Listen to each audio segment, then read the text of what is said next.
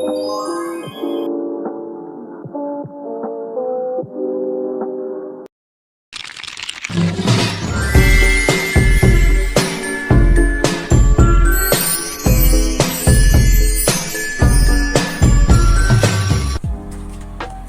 warahmatullahi wabarakatuh.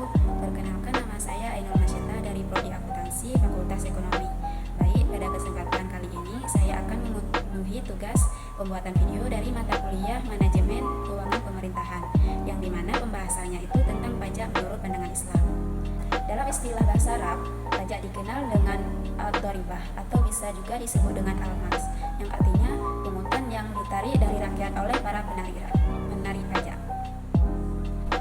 Menurut Abdul Qadir Zalum, berpendapat pajak adalah harta yang diwajibkan Allah SWT kepada kaum muslim untuk membiayai berbagai kebutuhan dan pos-pos pengeluaran yang memang diwajibkan atas mereka pada kondisi baitul mal tidak ada uang atau harta.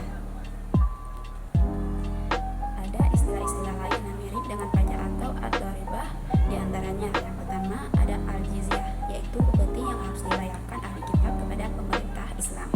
Kemudian ada al-kharaj, ialah pajak bumi yang dimiliki oleh negara Islam.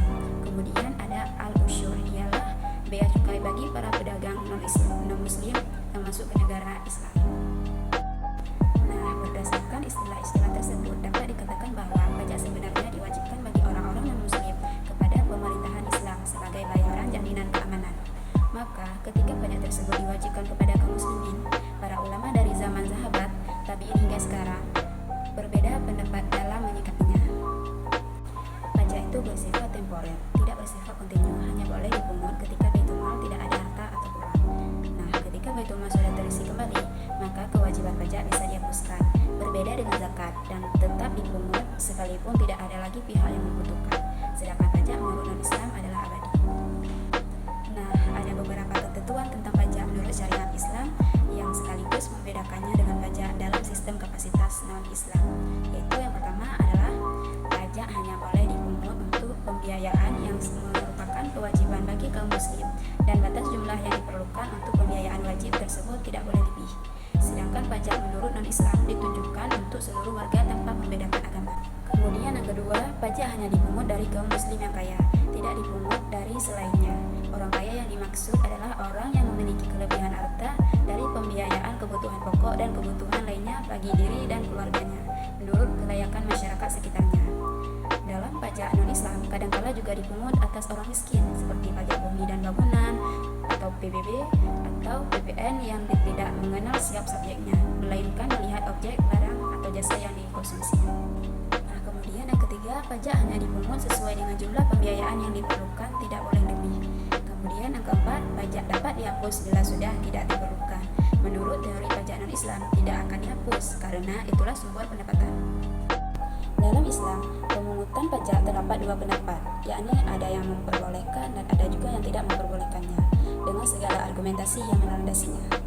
Akan tetapi, para ulama memperbolehkan pemungutan pajak asalkan memenuhi syarat yang dibutuhkan, yakni yang pertama adalah negara berkomitmen dalam menerapkan syariat Islam.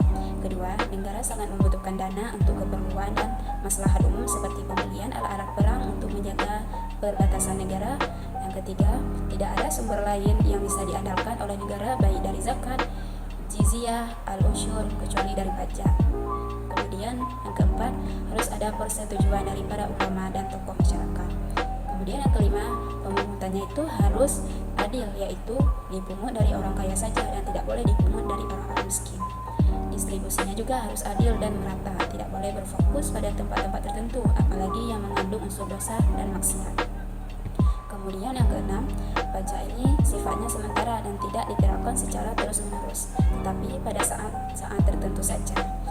Ketika negara dalam keadaan genting atau ada kebutuhan yang sangat mendesak saja. Nah, diperbolehkannya pemungut pajak menurut para ulama tersebut, alasan utamanya tidak lain adalah untuk mewujudkan kemaslahatan umat dan pemerintah tidak mampu mencukupi atau membiayai berbagai pengeluaran tersebut. Kalau pemerintah tidak ada biaya, maka akan timbul kemadaratan. Nah, suatu kewajiban jika tidak sempurna kecuali dengan sesuatu, maka sesuatu itu hukumnya wajib.